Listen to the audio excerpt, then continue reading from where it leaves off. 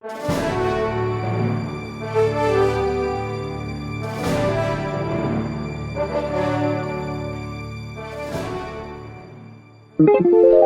everybody, this is Grandmaster Damien Lemos for OnlineChessLessons.net. In this video I'm gonna analyze a game of Gibraltar Chess Festival between Telljohann and Grandmaster Michael Adams. So I chose this game because I think it's a very nice example of how to play as black if white is not fighting for the advantage.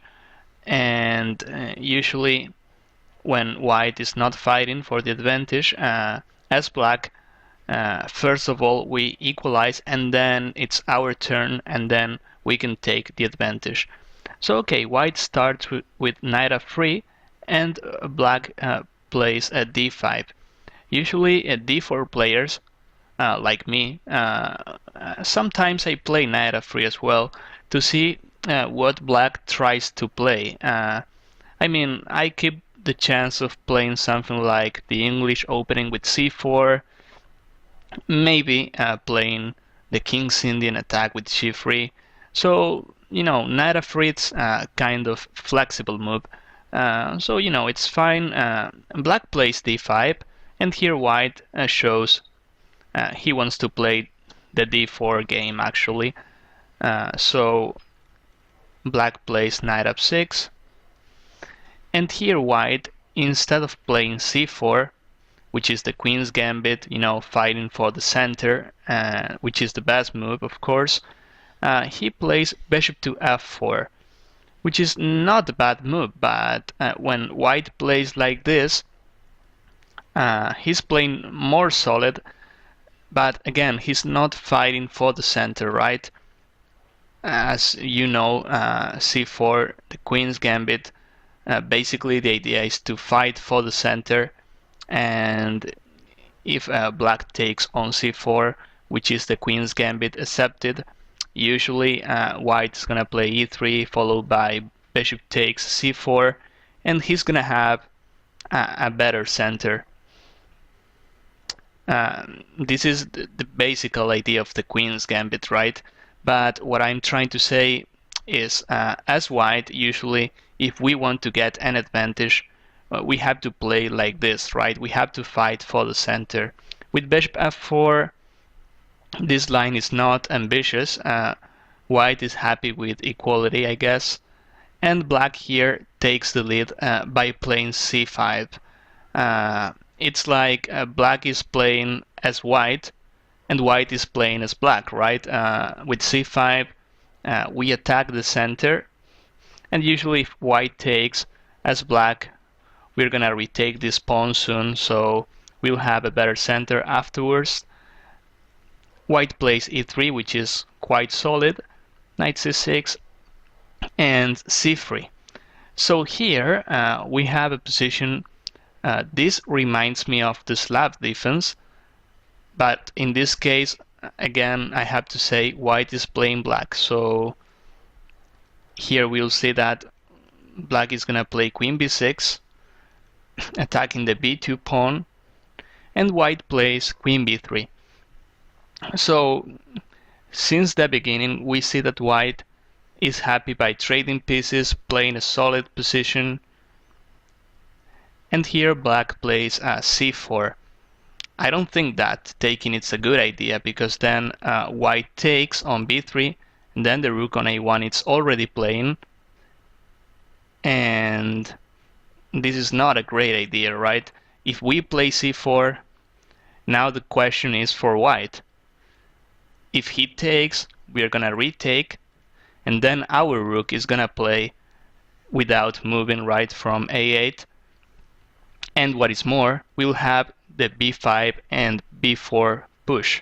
For instance, if white plays a3, we can still play b5 followed by b4, because white can stop it since the a3 pawn it's under a pin. After c takes b4, we'll take, and here we can just go back, and in the future we'll play b5 and b4 we have a nice initiative at queenside, so I guess this is fine for black. And as queens are off, as black, we don't have to worry about any attack. So, like I said before, as black, usually we are happy by equalizing first, and then we can fight for the advantage.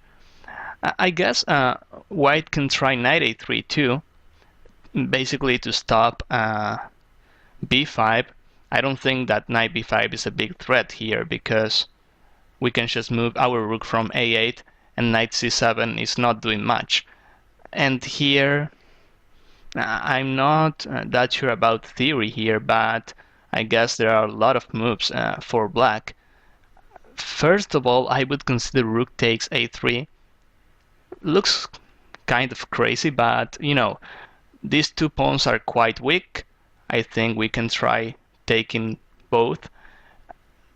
If you don't want to take too many risks, I think rook a5 followed by b5 and b4 may be interesting. e6, it's quite solid. We can also move our bishop first to f5 followed by e6 and maybe e5. We should check this with the computer maybe, but e5 looks like at least interesting. In fact, I recall playing a game like this as black. But anyway, looks like knight a3 is only stopping black's threats, so that means we are already fine with black. So here, white is not taking on b6, he's playing queen c2. So, well, at least we won some space at queenside, and we follow bishop f5, a very nice move. We speed up development, we threat the queen, and now if white takes, we can just go queen takes b2, and we have this threat. White can stop it, and once we take on a1, I don't think white can trap our queen. I mean, our queen has a lot of ways back home, so white can't consider taking on f5. He plays queen c1, and here white lost a couple of tempos, and we play e6. We are about to finish development as black, so this is fine.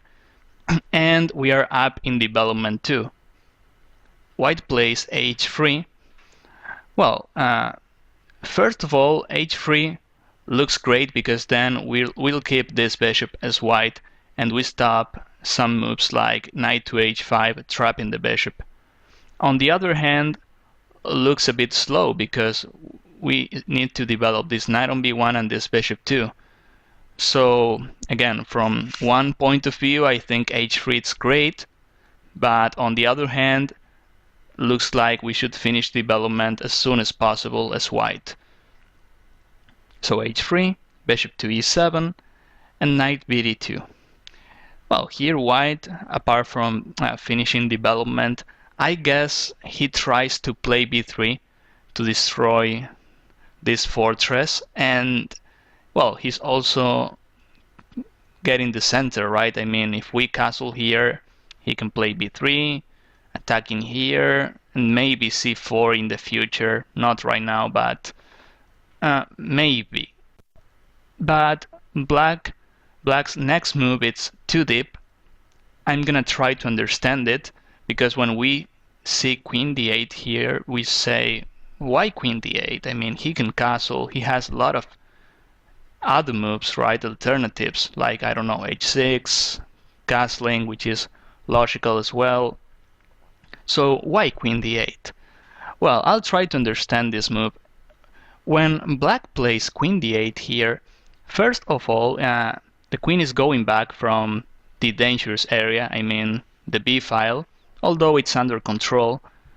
But it's like the queen is safer on d8. Second of all, we are preparing b5, so then we have nice space at queenside, and we overprotect the c4 pawn. And the other idea I see,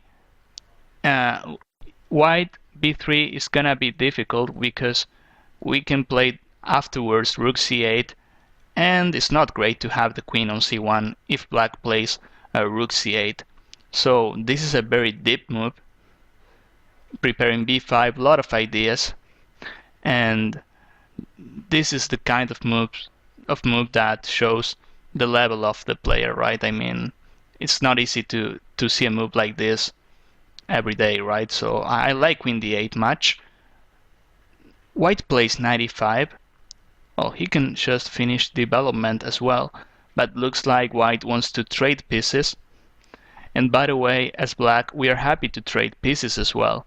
As I said, if we equalize, that's a great thing, and then we can fight for the advantage. White plays bishop to e2. Oh, he can take on c6 too.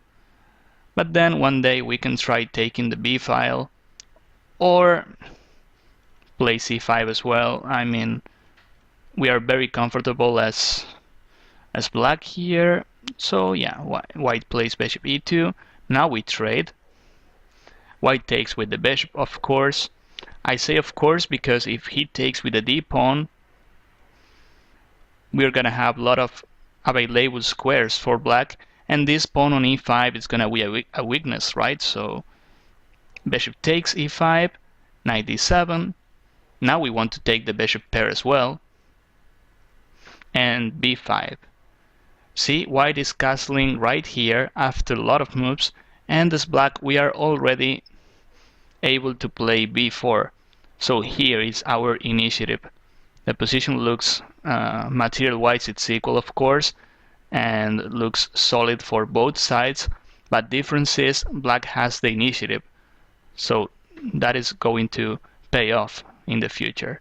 Knight b6. Oh, I like this move, supporting c4. We can try playing b4 later. Rook e1. Well, white also tries to play e4. Queen d7, connecting the rooks. Very simple move. And bishop d1. Well, looks like bishop d1 wants to play bishop c2, but apart from this, white wants to play e4. So next move, I like this move a lot, because after bishop d3, the idea is if white plays e4, now our bishop is not on f5, so here we can just continue attacking, and we don't have to worry about this e4. We can just leave the position like this. I mean, we are not forced to take in. So after bishop d1, I mean, if we play something like a5, or if we move the rook, white can play e4. And well, now we have a decision. If we take, then this knight, it's stronger. White gets an active position, and if we move the bishop, then this bishop is not helping much. So that is why I guess bishop d3, it's a great move here. I mean, after e4, we don't need to take there. I mean, we can just leave the position like this. And here white, instead of playing e4, he plays knight to f3. After playing knight f3, well, he threats knight e5, but now the e4 square is not supported anymore. So by a simple move like f6, we stop everything, and then we can continue attacking at queenside. Bishop c2, bishop takes, queen takes. It's nice to point out here that black has the best bishop, right? This bishop on e7 is the best bishop. This bishop is not crashing into our own pawns. And bishop h2, well, it's not a bad bishop, but if you see, white's pawns are placed on dark squares, and white's bishop is dark squares too, so that is why I say black has the better bishop. So okay, here after queen takes c2, as black now we take the lead with b4. We have a clear way of winning space at queenside. e4 and rook f c8. After this, this is a great move because the rook is ready to play rook c6, and then we defend our only weakness, which is the e6 pawn. From c6, the rook is attacking and defending at the same time. And if white advances here, we just close that position. This bishop is not playing anymore. And then we are attacking without any problems at queenside. So I guess white has to take. We take with the knight. We'll have a powerful knight here. White cannot push this knight back by playing something like e4. So this knight on d5 is stable. And like I said before, if we put a rook on the 6th rank like here, we're gonna defend our only weakness, which is the e6 pawn. Rook e4. I like this move, you know, it's like white wants to double up rooks there, and maybe he wants to try rook h4. Although I don't think rook h4 is a big deal for black, but you know, at least white is playing active. a5. We keep the attack at queenside, and now rook a6 it's coming too. So yeah, white plays knight to d2. He can try this one, although after rook a6 looks very simple, and we have clear targets at queenside again. So knight d2, well, maybe white wants to attack this pawn somehow, although this rook is defending successfully. a4. Now we want to destroy white's queenside, and if white takes on b4, this is not helping much because we are getting more and more squares for our knight, and the d4 pawn becomes weak too. So white plays a3, trying to stop black's initiative. And of course we take. We don't want to play b3 here, because then we are closing, we are stopping like our attack. I mean, we don't need to close the position here. It's better to take, and then white has two weaknesses on a3 and c3 here. So rook a6, defending e6, trying to take the b file. We cannot right now with rook b8 because the bishop is there. So white plays rook e1, rook b6, rook b1, and here comes a very nice move from the positional point of view, which is rook b3. See, first of all, we threat the c3 pawn and the a3 pawn as well. And white, well, if white takes with the rook, we just take on b3, then the c3 pawn is falling as well. And if white takes with the knight, which makes more sense, winning this exchange, black is gonna retake on b3, and the c3 pawn is falling as well. These two rooks here, they are like sleeping. I mean, not many open files, and I think black is gonna take the a3 pawn too, so we'll have two passers here. I don't think this is playable for white. So white plays knight to e4, defending the c3 pawn. Although the knight on e4 is not stable, we can try pushing this knight back in the future. And black plays bishop takes a3. After this, white resigns. And looks like white can still play on, but if we look at this position deeply, we'll see that white doesn't have good moves.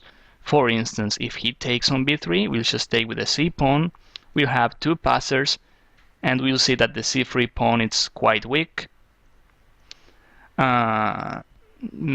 Maybe if I move this knight, like knight d2, the c3 pawn is also falling, so I don't think this is playable. What else? Knight c5, the bishop is there. Knight d6, the bishop is also there. And if I just move something else as white, like, I don't know, bishop here maybe, I may consider playing f5, then this knight has to move, and the c3 pawn is also falling. So here white runs out of counterplay, and that is why he resigns here. So this was a very nice example of a very interesting positional example and how to play when white is not fighting for the advantage in the opening. So I hope you enjoyed this one, and I'm seeing you in next videos. Thank you.